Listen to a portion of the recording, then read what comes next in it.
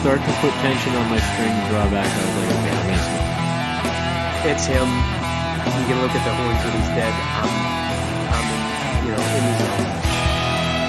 Let the arrow go is perfect. So when they lose their front shoulders, you start, that's how you know they're smoking. Went about 5-10 more yards. He probably went 20 yards, a little tip, then we tried to get back up. And I saw him pull up. We rushed 4 meters rods that night. We got like 166 and something like that. And then the next day we came up to 163 even. You're listening to the White Cat Outdoors podcast, bringing you to the table where we talk about the outdoors. What's up, everybody? This is episode 99. We're 1 week away from 100, so hopefully nothing crazy happens and we keep it going for the 100th week in a row next week. So stay tuned for that. Nick and Tom are both in the studio hanging out tonight. Tom just got back from a rutcation. Yes, I did. It was a very good rutcation. I would call it successful. I was going to say, so we're talking to you tonight about shooting a big buck? No. Probably that not. was 2 weeks ago. Nuts.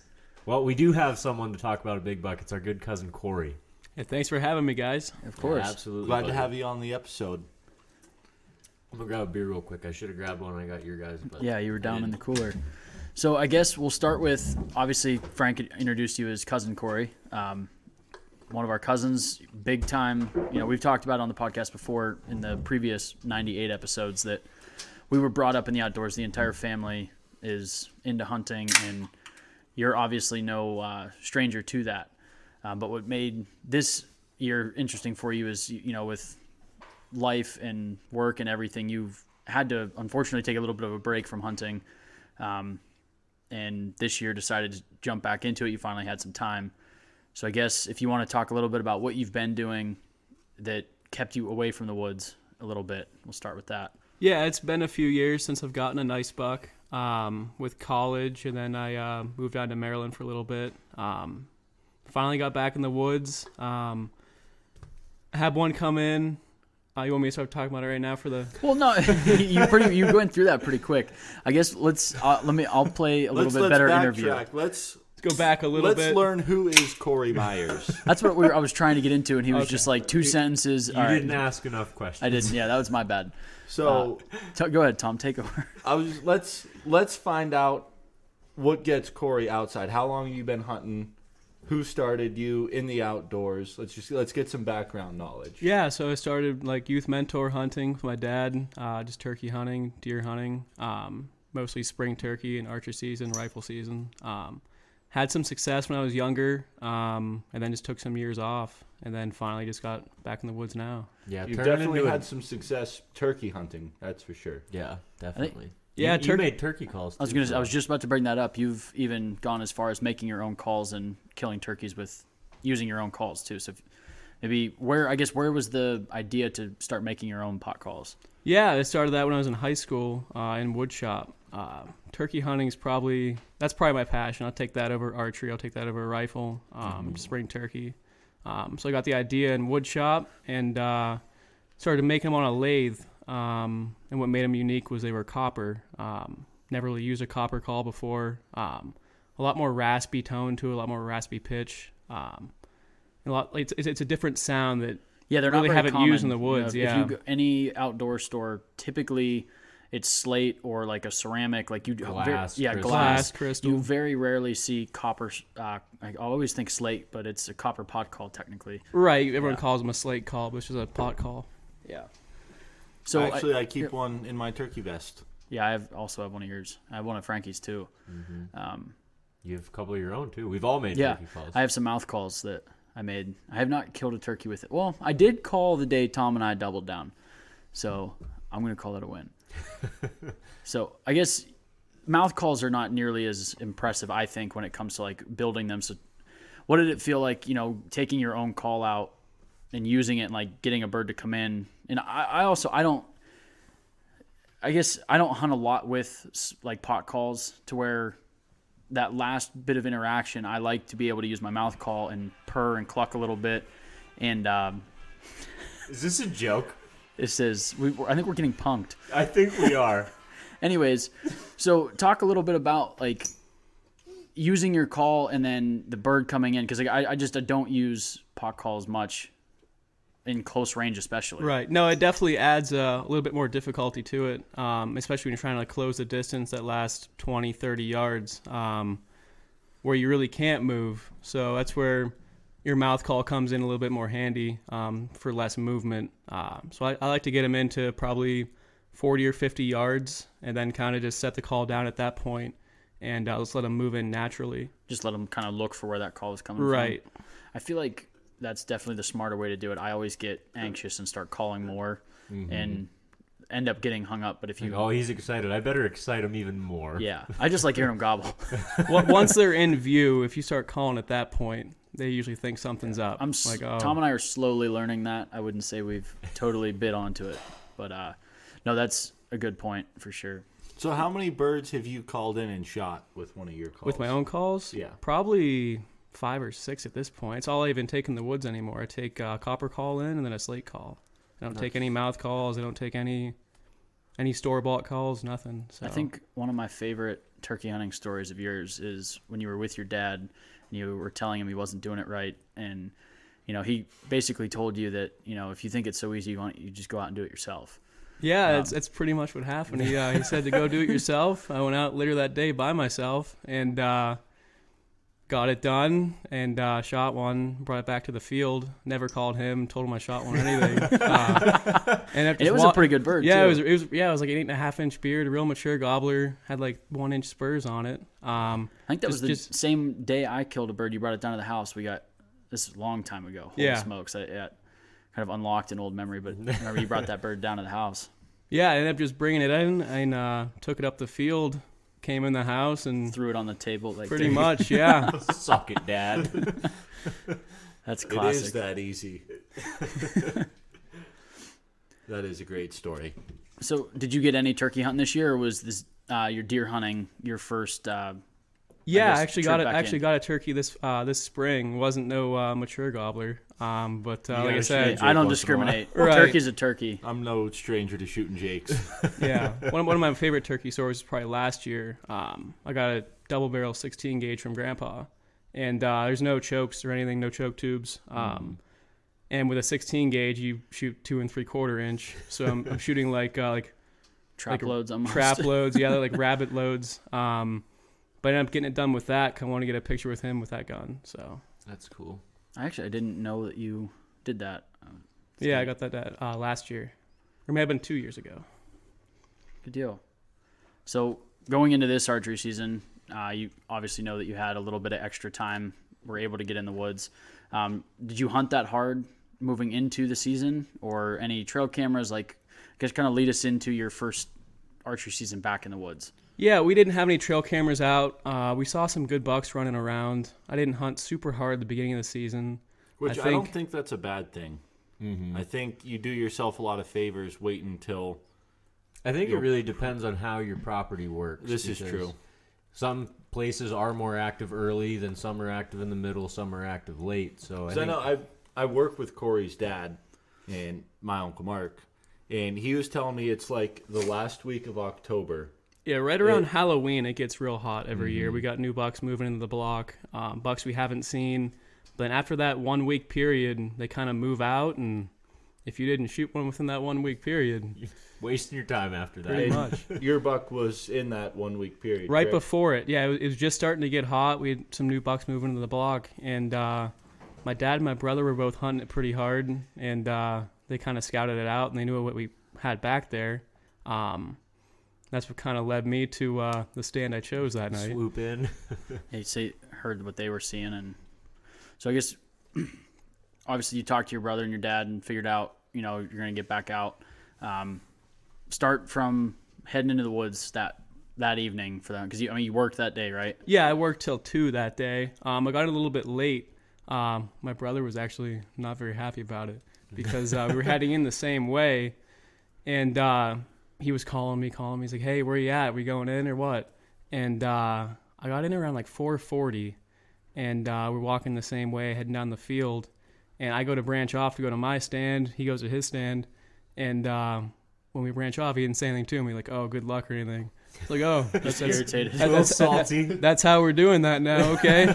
Wasn't very happy. I told him, I was like, the deer in no hurry to die. Yeah. He's like, we're going to push him out on the way in. I'm like, no, we'll be fine. I feel like every big buck story ends, like it starts with like just shit day, Yep. got out late, nothing was going right, and then bam, you get rewarded. Yeah. Right. But I know me and Nick and even Frank, we hunt together a lot, and we'll follow the same trail and then we branch off. We always Fist bump. yeah. Hey, good It's luck. usually shoot straight. Yeah, it's usually shoot straight. Yeah. Yeah, always it wasn't happening that day. Nothing. Just Not- Tyler just said, "I am the getting cold to my shoulder. stand." Yeah. So you get to your stand. Yeah, so I get to the stand, and he's probably only 60 yards from me. Who, He's Tyler? Or the Tyler, buck? Okay. yeah. He's in the hemlocks. But we're hunting different deer. So he's kind of set up Well, archer where, season, yeah, it doesn't take much to be in a totally different hunt. right. He's got a lot more cover than I do. He can probably only shoot a maximum of 20 yards. I was hunting the beach stands, what we call it. We've had it set up for a while. My dad set it up years ago. It's always been a good stand, always produced You've good killed bucks. Quite a few bucks out of that stand. Yeah, that was my second or third buck out of that stand. Definitely a good stand. It's one of those stands where you set it up and you really don't have to move it. Never it's move it just, it's again. just set up right, and just go in every year, make sure the straps are on tight, make sure everything's good and solid still.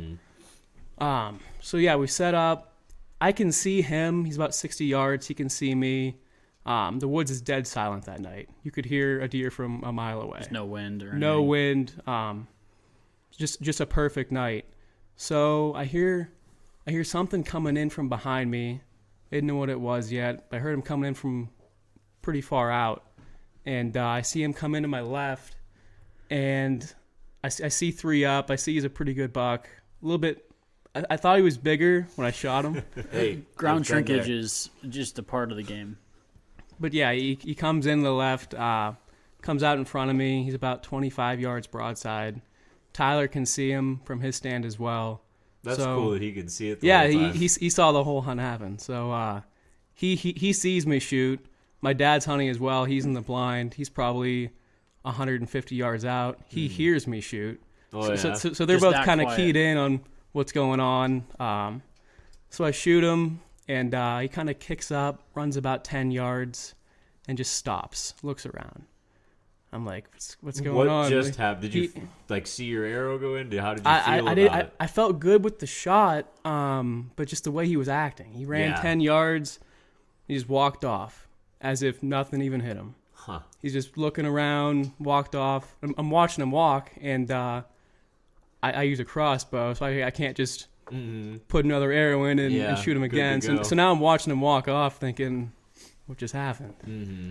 So my dad texts me. He's like, "Hey, was that you?" Like, yeah, that was me, because he heard me shoot. And Tyler gets out of his stand. He watched the whole thing. Crossbows are actually really loud. Like Yeah, when they they hit, are. like, They're I don't- louder than you think. Yeah, because Yeah.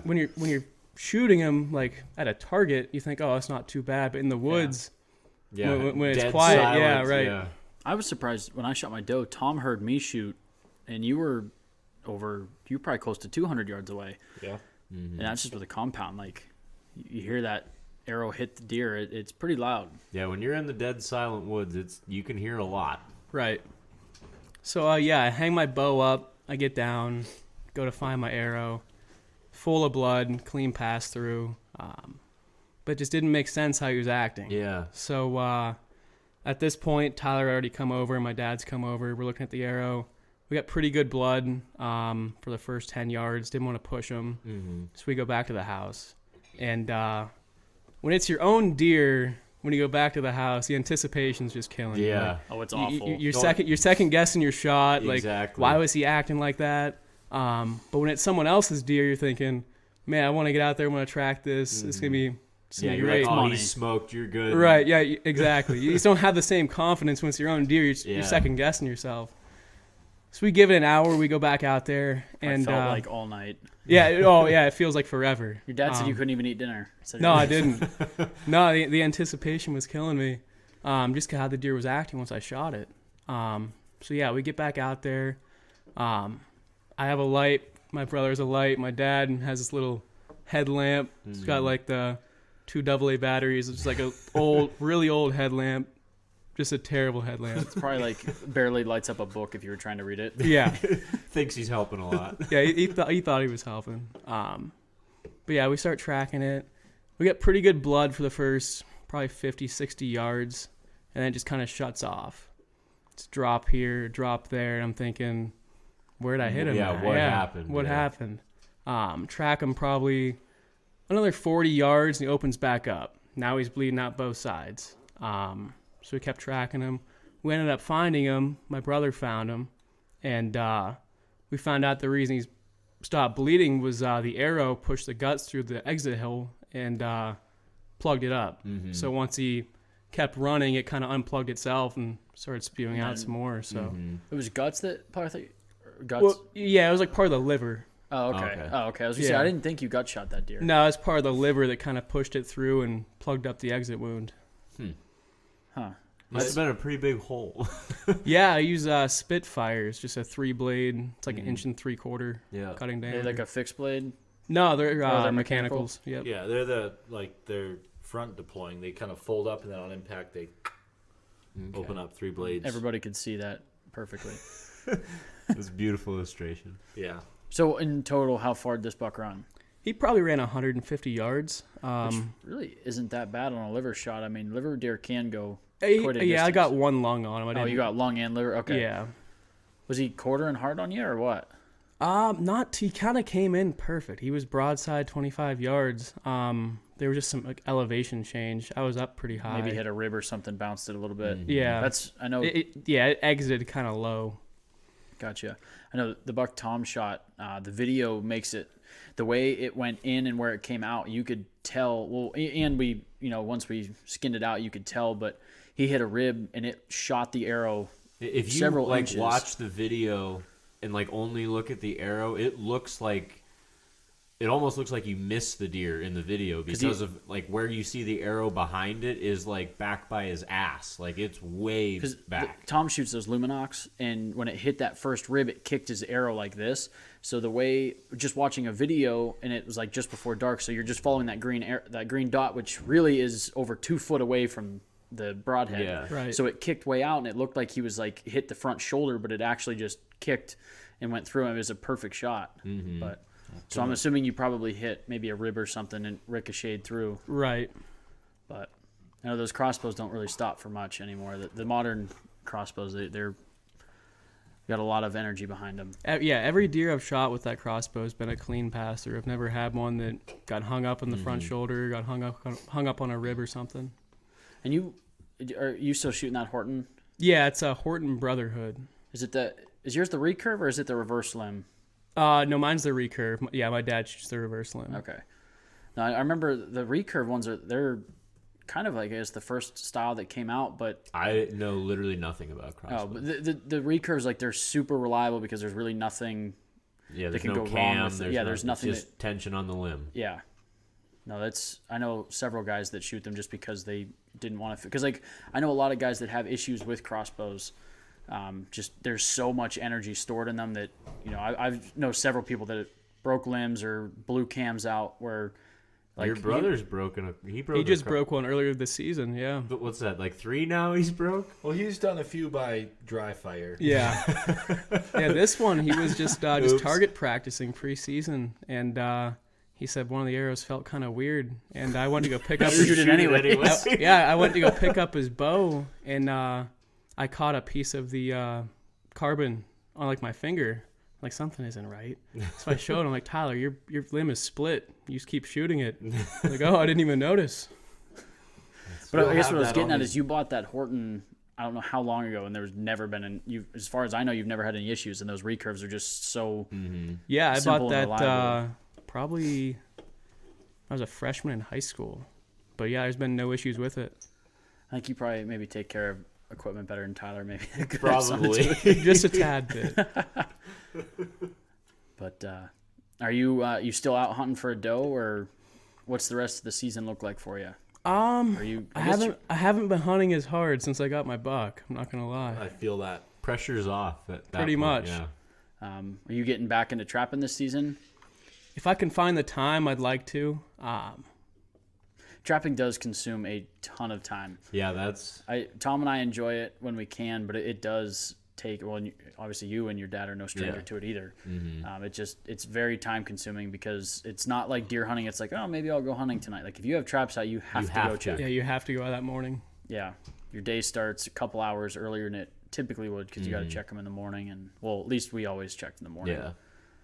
Because I mean, coons, if they're so shifty, they can easily get out. It seems like.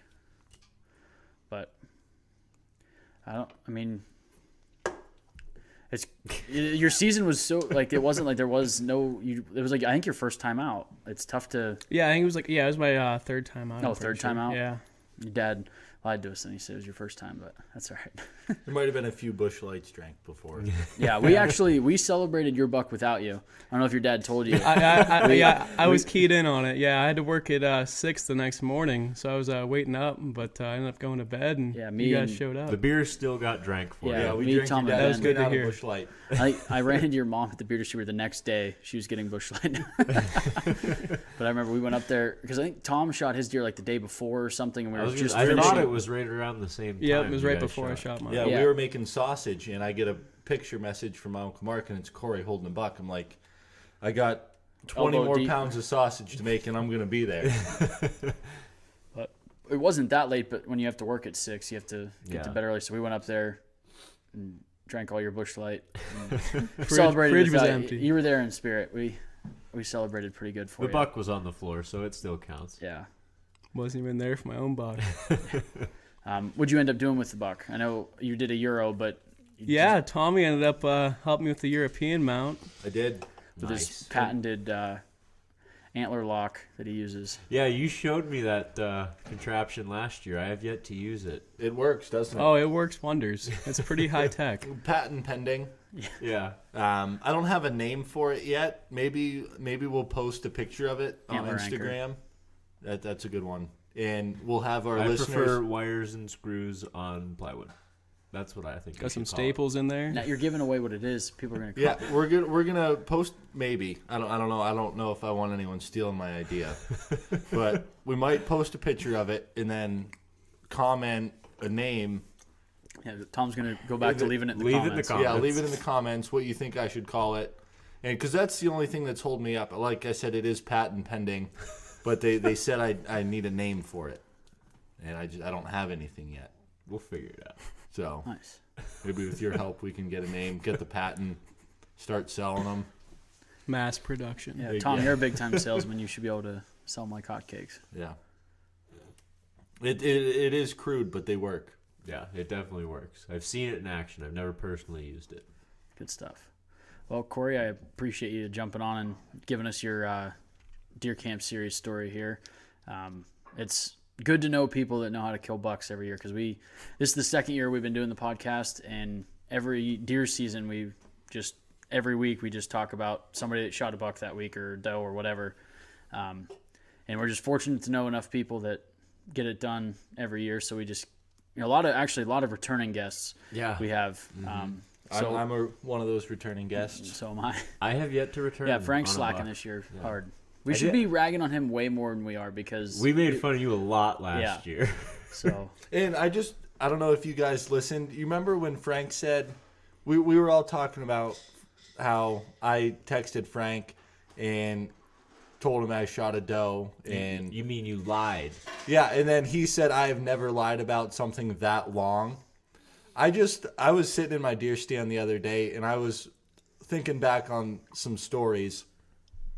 In this one time, opening day of gun season, I was up at our big camp. Frank and my buddy Ben were hunting the Climber property.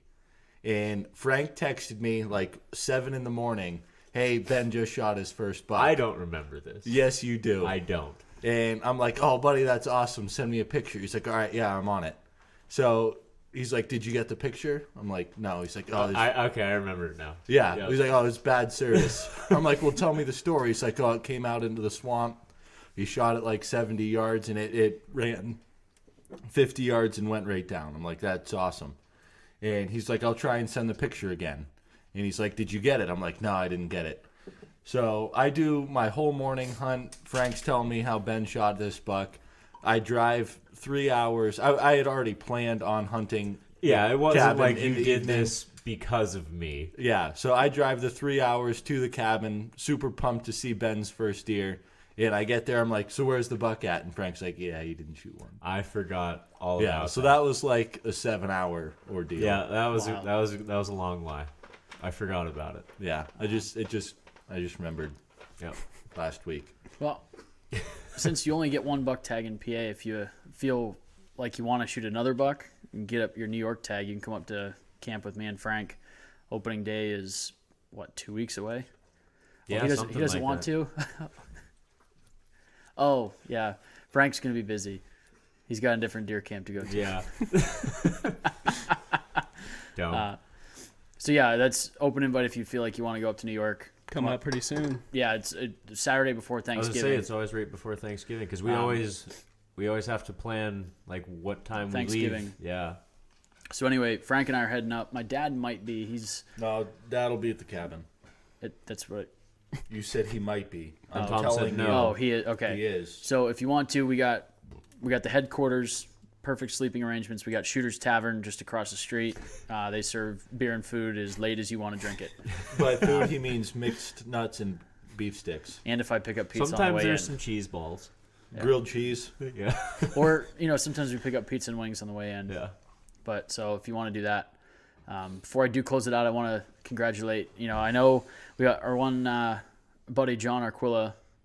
He shot a buck this year. Did he? Yeah, he said he didn't want us to post it up, and I respect that. He's just not that kind of. He said Yeah. he called it the grip and grin. He's just not that kind of guy. Yeah.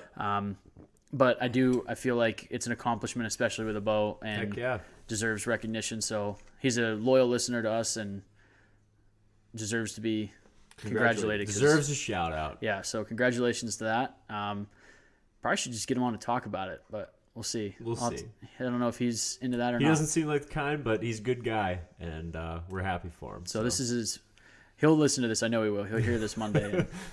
And, so we'll see. We'll talk. We'll figure it out. So thanks again, Cory. Hopefully be back on later this year with your New York buck. Yeah. Thanks for having me, guys. Yeah, no problem. So with that out there, archery season's still going. So make sure you guys are all still getting outside.